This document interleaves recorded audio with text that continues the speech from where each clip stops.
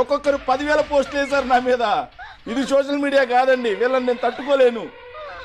అంత యాక్టివ్ అయ్యారా మీరు మీ సోషల్ సార్? ఒకటి గుర్తుపెట్టుకోవాలి sir, YSR Congress party social media అనేది ఎప్పుడు కూడా డబ్బు కోసం పనిచేస్తారు, కులం కోసం పనిచేస్తారు, మతం కోసం పనిచేస్తారు, ప్రాంతం కోసం పనిచేస్తారు. వైఎస్ జగన్మోహన్ రెడ్డి అనే ఒక ఎమోషన్ కోసం పనిచేస్తారు సార్.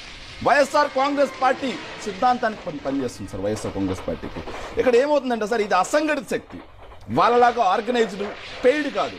కానీ వైఎస్ జగన్మోహన్ రెడ్డి అనే ఒక వ్యక్తి ఎమోషన్ దగ్గరికి వచ్చేసరికి అతని గురించి నీచంగా మాట్లాడితే, ఎవరైనా వైఎస్ఆర్ కాంగ్రెస్ పార్టీ గురించి చండాలంగా మాట్లాడితే, చినికి చినికి గాలివాన తుఫానుగా మారినట్టుగా, చుక్క చుక్క నీరు కాస్త సముద్రంగా మారినట్టుగా వాళ్ళ పని ఎలా ఉంటుందో తెలుసా సార్? రాత్రి ఉండదు, పగలుండదు. రాత్రి ఉండదు, పగలుండదు సార్.